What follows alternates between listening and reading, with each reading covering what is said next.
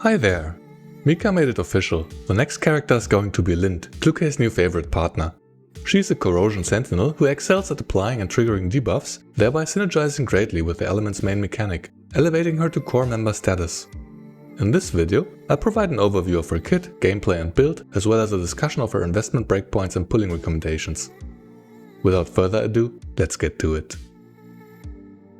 First, Lind passively applies her debuff Honey Trap to all targets on the field at the start of battle. We'll explore the effects of this debuff in a bit, so let me just say that it gets consumed via Lind's attacks, after which it has one turn downtime, meaning she reapplies Honey Trap on odd-numbered rounds. This cooldown is removed with her V3 upgrade, making it one of her more noteworthy investment breakpoints. That said, before continuing with Lind, I should first explain Mechty's expansion key, which is going to be released with the upcoming patch. When equipping the key, Mechty sleeps through the entire fight, unable to move, while her buffs and skills are activated passively.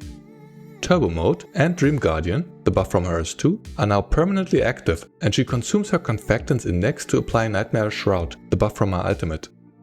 Then, she automatically fires off her S1 or basic attack against the closest target, alternating between the two abilities, while also applying Toxin Inundation before each attack. Note that as Mechty dealt corrosion damage, Lind gained stacks of Candyglaze, here translated as sugar. This is like Clukei's Competitive Spirit or Tulru's Light Spike, such that stacks are gained when targets with Honey Trap receive corrosion damage or die, granting Lind a permanent damage bonus based on the stack count. At V0, Candyglaze stacks up to 10 times and provides 1% bonus corrosion damage per stack, up to 10%. From V1 onwards, each stack provides 2% bonus damage and stacks up to 30 times for up to 60% additional corrosion damage. Since this fight fields multiple targets, Lind maxes out Candyglaze quickly with Clukei's help, as each instance of damage from her dots contributes a stack. That said, Lind's own damage is less relevant at lower investments, so this mostly provides value if you decide to obtain more of her copies. Then, Lind's third fixed key allows her to select one ally at the start of battle who will be unable to do anything but basic attacks. In return, all enemies' defense gets reduced by 15% permanently. Therefore, Mechty's expansion key isn't just hilariously canonical, but it also makes her the perfect target for Lind. Between the key's effect and Clukei's V2, they add a unique 30% defense threat that stacks with the reduction from defense down 2. This makes the pair a great choice for mixing with the future physical core, which is built around defense penetration and no longer restricted by elemental damage. Putting an ally to sleep is not an option in every lineup, but it works perfectly well with Mechty, who is notoriously sleep deprived, or the upcoming Laney, who makes her clone do all the work. Note that the key's effect does not prevent non-active attacks. Here, Lind uses it on Petya, who is still able to do her support actions, so that she can fulfill her main purpose, recharging Clukei's ultimate. As for Lind's gameplay, her priority is always her ultimate. Upon use, it first applies Key to Acidemia to targets in an 8-tile range, which increases their damage taken from Lind by 5% for each debuff held, up to a maximum of 30% vulnerability. This effect increases to 12% per debuff, up to 72% vulnerability with her V2, but either way, her own damage becomes only relevant at high investment. The ultimate's main utility lies in the activation of all currently held corrosion type debuffs, which mainly serves to squeeze more damage out of Clukei's dots, Corrosive Infusion and Toxic Infiltration. Since there are 4 enemies on the field, the dots deal damage and spread between the targets, causing further mayhem. This boss was clearly designed to make Lind, and by extension Clukei, look good. Due to this mechanic, Lind offers a considerable damage boost for the corrosion team, even if her own damage contribution is modest at V0. It goes without saying that Lind needs to go after Clukei in the turn order, so that her debuffs are applied and stacked up.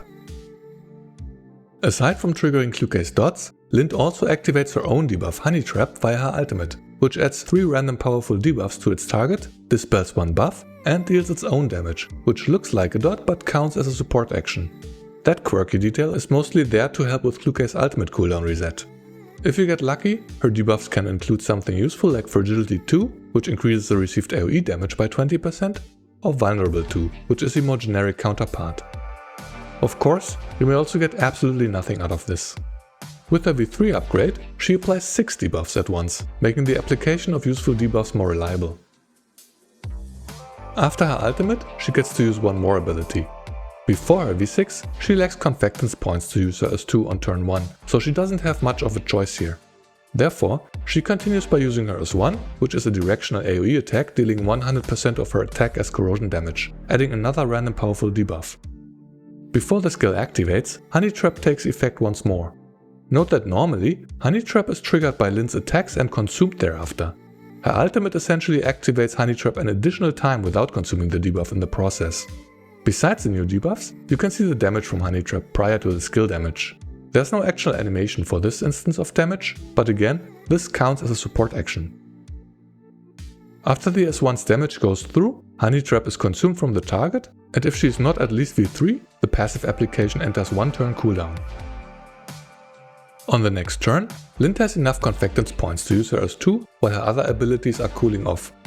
This skill also deals 100% of her attack as AoE corrosion damage, but similarly to her ultimate, to all targets around herself in a slightly smaller 6-tile range. If at full Confectance index, the skill's damage multipliers increase by 5% per Candyglaze stack. At V0, Candyglaze is capped at 10 stacks, yielding a total skill damage multiplier of 150%. At V1 and above, Candyglaze is capped at 30 stacks, which amounts to a multiplier of up to 250%. Note that before the skill damage goes through, debuffs are applied to 2 of the 4 targets due to the activation of Honey Trap. These targets weren't hit by Lynn's S1 on the previous turn, meaning the debuff remains applied until triggered. After the skill concludes and Lynn's turn ends, she passively restores 1 Confectance point, putting her back at 3. Now you have the complete picture of her Confectance economy. She essentially fluctuates between 3 and 6 points. She starts the battle with 3, and then the combination of her S1 and passive restore another 3 points. Her S2 consumes 4, which is offset by 1 due to her passive. Rinse repeat. Therefore, her S2 will always gain the bonus damage multiplier due to having a full Confectance index. This brings us to her rotation. Below V6, Lynn will alternate her ultimate plus S1 on odd numbered rounds, which restores her Confectance index to then use her S2 on even numbered rounds. It doesn't get much more straightforward than this. At V6, Lynn's ultimate restores 3 Confectance points and is no longer restricted by a cooldown. Therefore, her S1 gets removed from her rotation and she simply gets to use her best combo of ultimate plus S2 every turn. The S2 will again always benefit from its bonus damage multiplier, because after Lynn ends her turn, she restores 1 point, and with her ultimate she gains another 3, bringing her back to 6 points every round. That being said, let us explore her investment breakpoints. Most of her upgrades simply improve her own damage output, so I will only highlight those that change her support capability and playstyle. Most notably, her V3 removes Honey Trap's downtime and doubles the number of random debuffs. Before, she would only apply Honey Trap on odd numbered rounds. Now, Lynn applies a debuff every round, allowing her to maintain vulnerability and stability loss more consistently, while also triggering Honey Trap's damage effect more often. Then, as just discussed, her V6 lowers her ultimate's cooldown while granting 3 bonus Confectance points. This changes her rotation, such that she gets to use the ultimate every turn, which includes an additional trigger of Candyglaze dots, as well as the fully buffed S2 that now has a skill damage multiplier of 420%. Looking at her power progression chart, it is clear that her own output most benefits from her final upgrade. In contrast, at V0, her damage is perhaps closer to a support character, mostly there to provide debuffs and trigger Candyglaze dots an additional time every other round. The value of this depends on your Candyglaze investment, but Lynn's contribution is superior to Mechty against corrosion weak targets. At V6, she boasts considerable damage herself, while also significantly improving Candyglaze output, allowing the duo to clear the new Gunsmoke boss without any additional help. As for Lynn's signature weapon, it only adds more personal damage for Lynn. It pretty much guarantees an unconditional 20% damage bonus, 10% for AoE attacks, 10% for corrosion type, plus more damage depending on the number of debuffs on the target. Since Lynn is more of a support character at low investment, the weapon is only worth considering if you plan to obtain more of her copies. Given that her upgrades are generally more impactful, you're best off ignoring the weapon unless you go all the way. As alternatives, your best options are the Battle Pass shotgun, followed by Sabrina's weapon, the Mezzaluna. In fact, at high calibrations, the Mezzaluna is comparable in damage with Lynn's uncalibrated signature weapon, assuming Lynn's stability index is maintained above the threshold that's required for the weapon's damage bonus. For her attachments, you want the usual: Phase Strike for efficiency or Corrosion boost to maximize her damage. Focus on attack and crit. Moving on to her fixed key setup. As discussed in the beginning, Lind's third fixed key has the unique effect to select an ally at the start of battle who is put to sleep, which in turn applies a permanent 15% defense reduction to all targets on the field. This effect cannot be used on every lineup, but as pointed out, this perfectly synergizes with Mechty's expansion key. It is still usable without Mechty, for instance with Petya, who will still perform her support actions, or with Lainey, who doesn't act after summoning her clone. If neither of these characters is on your lineup, you should unequip this key. Next, her 6th key grants Lind 20% bonus crit rate for 2 turns before using her ultimate, essentially granting her a permanent stat boost. Outside of Corrosion season and Gunsmoke, you will always want this key equipped. Then, her 4th key grants her as 2 30% bonus damage if it hits only one target. This won't be used against the upcoming boss Deichgraf, but is worth considering when entering single target fights. Finally, her 5th key grants Lind a self-cleanse against debuffs before attacking, just like Petya. This can be quite valuable against certain boss mechanics, where cleansing must be staggered to maintain buff stacks. In summary, Lind is a great addition to the Corrosion roster, achieving immediate core member status next to Cluke. Starting with her baseline kit, she provides a considerable damage boost for the team by triggering Cluke's dots an additional time every other round. That said, despite being a sentinel, her own damage is somewhat modest at V0, making her more of a support character in disguise. With her upgrades, she becomes a noteworthy damage dealer on her own right though, in particular at V6, which provides a massive power spike to herself, while further boosting Cluke's output. Besides her direct interaction with Cluke, she randomly applies a large number of debuffs, potentially including stability loss and multiple variations of vulnerability. Most importantly, she can provide a permanent unique 15% defense reduction debuff via her fixed key, though this requires a suitable ally who functions while sleeping through the entire fight. Since this stacks with the 15% defense crit from Cluke's V2 and the generic defense down 2 for a total defense reduction of 60%, the duo slots well into mixed elemental lineups.